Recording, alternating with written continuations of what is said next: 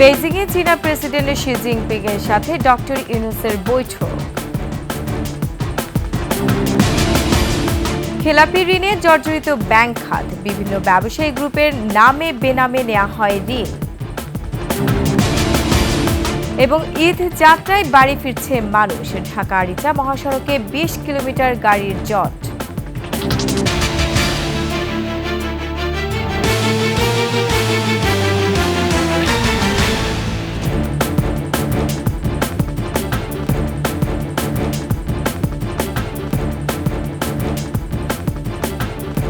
শুনছিলেন সংবাদ শিরোনাম। আমন্ত্রণ 21 সংবাদে, সাথে আছে আমি রোমান আমিন। দর্শক, 21 টেলিভিশনের সংবাদে একই সাথে সরাসরি দেখতে পাবেন আমাদের ফেসবুক পেজ www.facebook.com/2124 অনলাইনে। এছাড়া সাবস্ক্রাইব করতে পারেন www.youtube.com/@21 চ্যানেলে।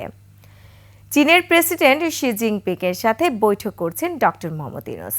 বেইজিংয়ের গ্রেট হল অফ দ্য পিপলে চীনের প্রেসিডেন্টের সাথে দ্বিপাক্ষিক আলোচনা চলছে। প্রেসিডেন্টের সাথে বৈঠকের পর চীনের ব্যবসায়ী নেতাদের সাথে একটি ইনভেস্টমেন্ট ডায়ালগে অংশগ্রহণ করবেন। বিনিয়োগকারীদের বাংলাদেশে ব্যবসা বান্ধব পরিবেশ সম্পর্কে অবহিত এবং বাংলাদেশে চীনের বিনিয়োগ আকর্ষণ করতে এই অনুষ্ঠানের আয়োজন করা হয়েছে। এছাড়া টেকসই অবকাঠামো ও জ্বালানি বিনিয়োগ, বাংলাদেশ 2.0 উৎপাদন এবং বাজার সুযোগ এবং সামাজিক ব্যবসা, যুব উদ্যোক্তা এবং 3.0 বিশ্ব, এই 3টি বিষয়ের উপর গোলটেবিল আলোচনায়ও যোগ দেবেন।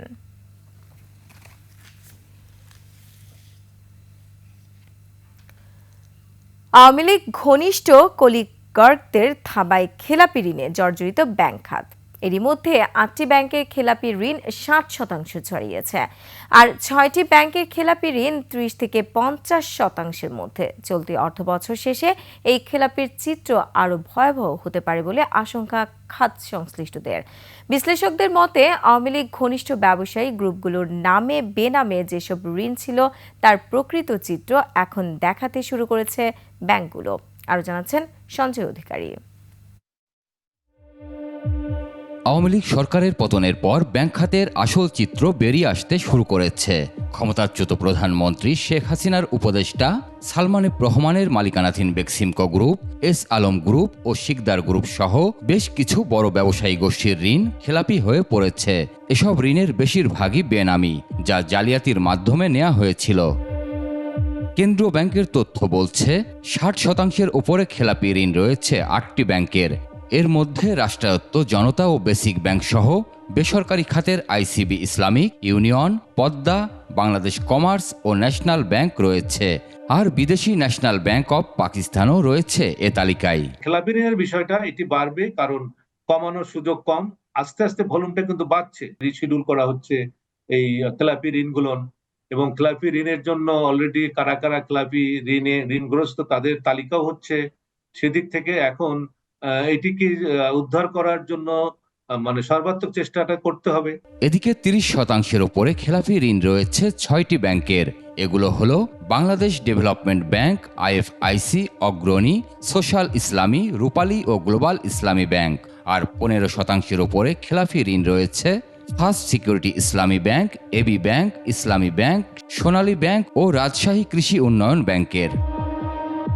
অর্থনীতিবিদদের মতে, আওয়ামী লীগ সরকারের আমলে ব্যাংক থেকে নামে বেনামে যে অর্থ বের করে নেওয়া হয়েছে তা এখন খেলাপি হিসেবে চিহ্নিত হতে শুরু করেছে।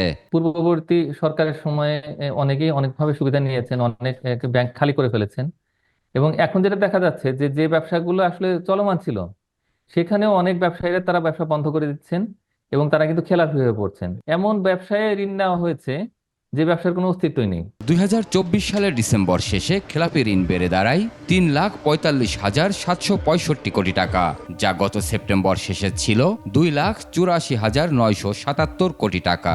আগামী জুন শেষে খেলাপির পরিমাণ আরও বাড়বে বলে মনে করছেন বিশ্লেষকেরা।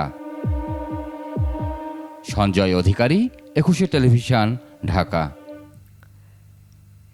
টানা 9 দিনের ছুটি শুরু। ঈদে মানুষ বাড়ি ফেরায় ফাঁকা হচ্ছে ঢাকা। মহাসড়কগুলোতে সকাল থেকেই বেড়েছে গাড়ির চাপ। সাভারের ঢাকা আরিচা মহাসড়কের সিএনবি থেকে নবীনগর এবং শ্রীপুর পর্যন্ত সৃষ্টি হয়েছে তীব্র যানজটের। এদিকে বাইপাল থেকে আশুলিয়া বাজার পর্যন্ত যানজটের কবলে ঘরমুখো মানুষ। প্রতিনিধিদের তথ্যচিত্রে ডেস্ক রিপোর্ট। ঈদ যাত্রার চতুর্থ দিনে বাড়ি ফিরছে হাজারো মানুষ। কলকারখানাগুলো ছুটি হওয়ায় মহাসড়কগুলোতে বেড়েছে গাড়ির চাপ।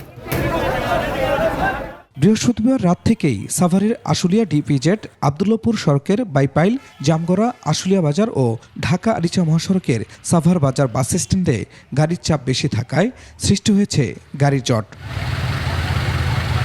ভোর থেকে ঘরমুখো মানুষের চাপ বাড়ায় ঢাকা আরিচা মহাসড়কে 15 থেকে 20 কিলোমিটার এলাকায় আটকে যাচ্ছে গাড়ি। এতে যানজটের কবলে পড়েছেন যাত্রী চালকরা। আধা ঘন্টার মধ্যে আমি তো গাড়ি পাইতেছি না, বাচ্চা কাচ্চা নিয়ে তো সমস্যা হয়ে যাবে। এদিকে গাজীপুরেও সকাল থেকে ঢাকা টাঙ্গাইল ও ঢাকা ময়মনসিংহ মহাসড়কে ঈদে ঘরমুখো মানুষের চাপ বেড়েছে। উত্তরবঙ্গের পথে যাওয়া চন্দ্রা মোড় ও চান্দনা চৌরাস্তা এলাকায় বেড়েছে যানবাহনের ভিড়। তবে এত গাড়ির ভিড়েও বাড়ি ফেরে গাড়ি পাচ্ছেন না অনেকে, পেলেও চাওয়া হচ্ছে বাড়তি ভাড়া। অনেকে আবার জীবনের ঝুঁকি নিয়ে ছুটছেন ট্রাক পিকআপ ভ্যানে। মানুষজনের প্রেশার বেশি এবং গাড়িরও প্রেশার বেশি। গাড়ি এখন পয়সা কিনে তোমার ভাড়া তো বেশি যাইতেছে, রেগুলার 250-200 করে যায়, তো ডাবল থেকে ডাবল দাম হইলো কাটাইলে আগে যাইতাম হলে 150 টাকা, ভাড়া দিতেছে 500 টাকা। গাড়ি পাচ্ছি না, গাড়ি নটার সময় টিকিট কাটা, আজকে মেলা দিন হয় টিকিট কাটছে, এখন এখান থেকে বলে আবার বলে ওই যে কালিয়াকুর বাইপাস। উত্তর ও দক্ষিণাঞ্চলের যাত্রীদের কারণে সিরাজগঞ্জে যমুনা সেতুর পশ্চিম পারে 4 লেন মহাসড়কে গাড়ির চাপ বাড়লেও নির্বিঘ্নে যাতায়াত করতে পারছেন যাত্রীরা। অন্যান্য বছরের থেকে এবার আমরা খুব আরামে আসতে পারছি।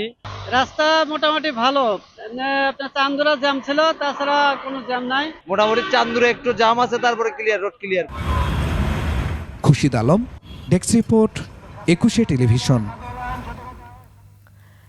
দর্শক, এই মুহূর্তে কমলাপুর রেল স্টেশনে আছেন আমাদের সহকর্মী মাহতাব মিনহাজ। আমরা সরাসরি চলে যাচ্ছি তার কাছে।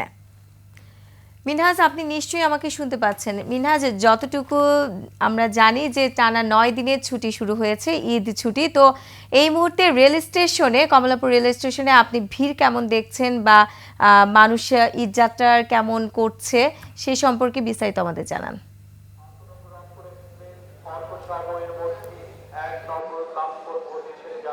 ধন্যবাদ রোমানা। আজ ঈদ যাত্রার 5ম দিন আপনি জানেন, এবং গতকালকে সরকারি যে কর্মদিবস সেটি কিন্তু শেষ হয়ে গিয়েছে। তা আমরা কিন্তু বিগত দিনগুলোর তুলনায় আজ কমলাপুর রেল স্টেশনে যাত্রীর ভিড় কিন্তু আমরা অনেকটাই বেশি দেখতে পাচ্ছি। কিন্তু স্বস্তির খবর হচ্ছে যে যত ভিড়ই থাকুক না কেন, ঠিক প্রথম দিন থেকে যেভাবে আমরা দেখতে পেয়েছি যে আসলে কোনো শিডিউল বিপর্যয়ের ঘটনা ঘটেনি কমলাপুর রেল স্টেশনে, আজও কিন্তু এর ব্যতিরেক হয়নি। আমার পিছনে যে ট্রেনটি দেখতে পাচ্ছেন এটি হচ্ছে রংপুরগামী বুড়িমারি এক্সপ্রেস ট্রেন। এই ট্রেনটি ঠিক 9টা বাজে ছেড়ে যাওয়ার কথা থাকলেও এখন 9টা 8 বাজে। তো প্রত্যেকটি ট্রেনে হয়তো 5 মিনিট 10 মিনিট এদিক ওদিক করে হয়তো ছাড়ছে, কিন্তু ট্রেনের যে শিডিউল বিপর্যয়, এই বিপর্যয়ের কিন্তু আমরা আসলে কোনো সংবাদ এখন পর্যন্ত পাইনি। ঠিক সকাল 6টা বাজে ধূমকেতু ট্রেনের মাধ্যমে কিন্তু আজকের যে প্রথম ট্রেন কমলাপুর রেল স্টেশন থেকে ছেড়ে যায়, এবং আমরা যতটুকু স্টেশন ম্যানেজারের কাছ থেকে জানতে পেরেছি যে আসলে রাজশাহী এবং ময়মনসিংহ রুটের যে যাত্রী, আসলে সেই যাত্রীদের কিছুটা ভিড় কিন্তু কমলাপুর রেল স্টেশনে রয়েছে। আপনাকে একটু যদি নিরাপত্তার বিষয়টা জানিয়ে রাখি, আসলে কমলাপুর রেল স্টেশনে কিন্তু আমরা যাত্রীদের নিরাপত্তা দেখতে পেয়েছি, আইন শৃঙ্খলা বাহিনী কিন্তু বর্ধিত করা হয়েছে, এবং টিকিট কালোবাজারি রোধে কিন্তু আসলে আমরা দেখতে পেয়েছি প্রত্যেকটি যাত্রীকে একে একে কিন্তু মানে চেক করে তারপরে কিন্তু স্টেশনে ঢোকানো হচ্ছে। আপনাকে যদি আমি শেষ খবরটি বলি, আসলে আমরা আজও কিন্তু কমলাপুর স্টেশন থেকে কিন্তু আমরা আজও রেল যাত্রার ঈদের যাত্রায় কিন্তু আমরা স্বস্তির খবরে আপনাদেরকে দিতে পারছি। হয়তো বা আমরা এর পরবর্তী সংবাদে আপনাদেরকে কোনো একটি বাস স্টেশন থেকে আপনাদেরকে হয়তো বাসের সড়ক পথের যে যাত্রা সেই বিষয়টি কিন্তু আপনাদেরকে জানাতে পারবো। রোমানা। মিনহাজ, আপনাকে ধন্যবাদ। দর্শক, কমলাপুর রেল স্টেশন থেকে ভিড়ের খবর জানাচ্ছিলেন আমাদের সহকর্মী মাহতাব মিনহাজ। আমরা চলে যাচ্ছি অন্যান্য প্রসঙ্গে। এদিকে এবার সদরঘাটে নেই চিরচেনা যাত্রীর ভিড়, নেই হকারদের উৎপাতও। অনেকটা আরামে যাতায়াত করতে পারছেন বলে জানিয়েছেন যাত্রীরা। বিআইডব্লিউটি এর তদারকির কারণে অন্য বছরের তুলনায় লঞ্চগুলো অনেকটাই যথাসময়ে গন্তব্যের উদ্দেশ্যে ছেড়ে যাচ্ছে। আরও জানাচ্ছেন তৌহিদুর রহমান। রাজধানীর সদরঘাটে চিরচেনা হাজারো মানুষের ভিড়ের সেই চিত্র এখন আর নেই। ঘাট থেকে লঞ্চগুলো আগের তুলনায় ঠিক সময়ে ছেড়ে যাচ্ছে। ঘাটে নেই হকারের দৌরাত্ম্য।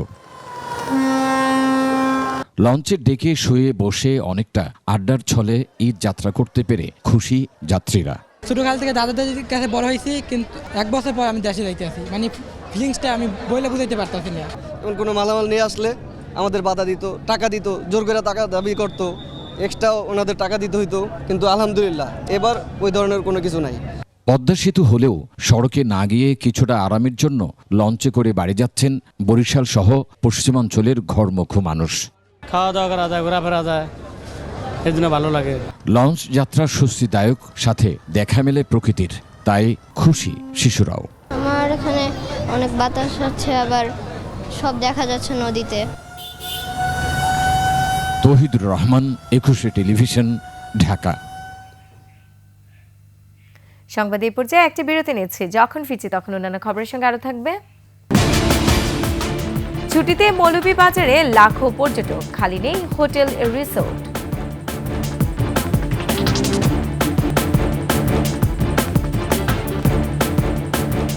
বিরতির পর আবার আমন্ত্রণ 21 সংবাদে। মৌলভীবাজারের 1.5 শতাধিক পর্যটন স্পট ঘিরে এবার কয়েক লক্ষ পর্যটকের সমাগম হতে পারে। ভারতের পর্যটন ভিসা ও সাজেক বন্ধ থাকায় এমন আশা সংশ্লিষ্টদের। এরই মধ্যে ঈদের পরের কয়েকদিন জেলার অধিকাংশ হোটেল ও রিসোর্ট বুকিং করা হয়ে গেছে। এখন শুধু অতিথি বরণের অপেক্ষায়। মৌলভীবাজার প্রতিনিধি বিকল চক্রবর্তীর তথ্য ছবিতে ডেস্ক রিপোর্ট। প্রায় 7-8 মাস ধরে মিলছে না ভারতের ট্যুরিস্ট ভিসা, আর আগুন লেগে পুড়ে যাওয়ায় সাজেকও অনেকটা বন্ধ। এ অবস্থায় ভ্রমণ পিপাসুদের দৃষ্টি চায়ের রাজধানী শ্রীমঙ্গলে। আমাদের আশা এবারকের ঈদে আপনার যথেষ্ট পরিমাণে টুরিস্ট নামবে। ঈদ উল ফিতরের যে ছুটি, দীর্ঘ ছুটি, ওই ছুটিতে আমরা আমাদের রমজানের লসটা পোষায় নিতে পারবো। ইতিমধ্যে শ্রীমঙ্গলের বড় সব আবাসন প্রতিষ্ঠান শতভাগ বুক হয়ে গেছে। মধ্যম ও ছোট পরিসরের কিছু হোটেল রিসোর্টগুলোতে 10 থেকে 30% ফাঁকা, তবে 2-1 দিনের মধ্যে তাও শেষ হয়ে যাবে। 80% বুকিং হয়ে গিয়েছে বড় যে হোটেল রিসোর্ট গুলো আছে, এবং ছোট ছোট কিছু প্রতিষ্ঠান আছে, ওইগুলো আসলে মোটামুটি 50-60% বুকিং হয়েছে। আশা করি 27-28 রমজানের মধ্যে আমাদের শতভাগ বুকিং হয়ে যাবে। শ্রীমঙ্গল আবাসন পাড়া রাধানগরের রাস্তাটি সরু থাকায় এবছর পর্যটকদের কিছুটা ভোগান্তিতে পড়তে হবে বলে জানান ব্যবসায়ীরা। এই রাস্তাটিকে বড় এবং সম্প্রসারণ করে আধুনিকায়ন করা এখন আসলে দাবি আমরা জানাই, এবং সময়ের দাবি এটা। পর্যটকদের নিরাপদ ভ্রমণে প্রশাসনও বিশেষ ব্যবস্থা নিয়েছে। আমাদের এই শ্রীমঙ্গলের যে পর্যটন স্পটগুলো রয়েছে, এসব এলাকায় আমরা স্ট্যাটিক ডিউটির পাশাপাশি আমরা মোবাইল ডিউটির ব্যবস্থা করেছি, যাতে কোনো ধরনের অপ্রীতিকর ঘটনা না ঘটে। পাহাড়ের কোলে সবুজময় শতবর্ষী চা বাগান, হাওরের বিস্তীর্ণ জলরাশি, বৃষ্টিস্নাত ঘন বন ঈদের ছুটিতে পর্যটকদের আনন্দ আরও বাড়িয়ে দেবে, এমনটাই মনে করছেন সংশ্লিষ্টরা। Masum আলিসা, desk report, 21 television.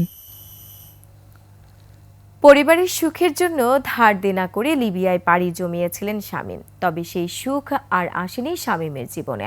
হঠাৎ দুটো কিডনি বিকল হয়ে যাওয়ায় ফিরে আসতে হয় দেশে। চোখে মুখে অন্ধকার নিয়ে এখন এক অনিশ্চয়তায় দিন কাটছে তার। নিজেকে মনে হয় জগতের সংসারের এক বোঝা। দর্শক, ঠাকুরগাঁও প্রতিনিধি SM জসিমের রিপোর্ট জানাচ্ছেন মুশফিকা নাজনীন। বাবা মারা যাওয়ার পর বড় ছেলের টিউশনিতে কোনো রকমে খেয়ে না খেয়ে চলছিল মধ্যবিত্ত পরিবারটি। একসময় সংসারে সচ্ছলতা ফেরাতে ছোট ছেলে শামীম পাড়ি জমান লিবিয়ায়। যাওয়ার পরই বুঝতে পারেন দালালের খপ্পরে পড়েছেন তিনি। 400 দিনারের চাকরি পান এক কোম্পানিতে। বাড়িতে পাঠাতে পারেন না কিছুই। একসময় পাসপোর্ট নিয়ে নেয় মালিকপক্ষ। বন্ধ হয়ে যায় দেশে ফেরার পথ। এভাবেই কাটে দীর্ঘ 9 বছর। হঠাৎ শারীরিক অসুস্থতায় জানতে পারেন নষ্ট হয়ে গেছে দুটো কিডনি। বড় ভাই টিউশনির টাকা আর প্রতিবেশীদের কাছ থেকে ধার দেনা করে ফিরে আসেন দেশে। আমার যে টাকা পয়সা ছিল, বাড়িঘর, পরিবারের সব খরচ করে এখন আমি তো ডায়ালিসিস কুলাইতে পারতেছি না, মানে ডায়ালিসিস করতে পারতেছি না। প্রতি সপ্তাহে চলে 4 দিন ডায়ালিসিস। প্রিয় সন্তানের জন্য কিডনি দিতে চান মা, কিন্তু প্রতিস্থাপনে যে 20 থেকে 25 লাখ টাকা ব্যয় হবে, সেই টাকা মিলবে কোত্থেকে? সহায় সম্বল যা ছিল চিকিৎসায় প্রায় সব শেষ। সে যে অসুস্থ, তার যে একটা আর্থিক সহযোগিতার প্রয়োজন, এই আর্থিক সহযোগিতা তার পরিবার থেকে এখন কুলাইতে পারতেছে না। সহযোগিতার জন্য সবার কাছে আমরা আকুলভাবে আবেদন করছি যেন তার সহযোগিতার জন্য সবাই হাত বাড়িয়ে দেন। ছেলের প্রাণ বাঁচাতে সহৃদয়বান মানুষের অপেক্ষায় এখন দিন কাটে মার। সমাজে হৃদয়বান মানুষের কেউ কি আসবে না তার ছেলেকে বাঁচাতে? এমন আকুতি ভরা প্রশ্ন মায়ের। জনগণের সবার কাছে ভিক্ষা চাচ্ছি, আমাকে তোমরা সহযোগিতা করেন, ভিক্ষা দেন। আমি কি করে আমার ছেলেকে ভালো করিব? সাহায্য পাঠাতে পারেন বিকাশ ও নগদের এই নম্বরে 0172288584। মুশফিকা নাজনীন, 21 টেলিভিশন। আর এরই সাথে শেষ করছি 21 সংবাদ। যাবার আগে সংবাদ শিরোনামগুলো আরও একবার। বেজিংয়ে চীনা প্রেসিডেন্ট শি জিনপিং এর সাথে ডক্টর ইউনূসের বৈঠক। খেলাপি ঋণে জর্জরিত ব্যাংক খাত, বিভিন্ন ব্যবসায়ী গ্রুপের নামে বেনামে নেওয়া হয় ঋণ। এবং ঈদ যাত্রায় বাড়ি ফিরছে মানুষ। ঢাকা আরিচা মহাসড়কে 15 থেকে 20 কিলোমিটার গাড়ির জট।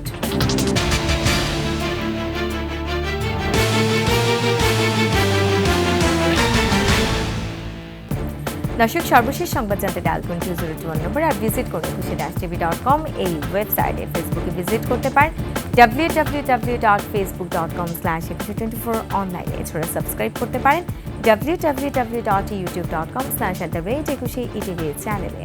এতক্ষণ সঙ্গে থাকার জন্য ধন্যবাদ। পরবর্তী সংবাদ বেলা 11টায় দেখার আমন্ত্রণ রইল। একুশের সাথেই থাকুন।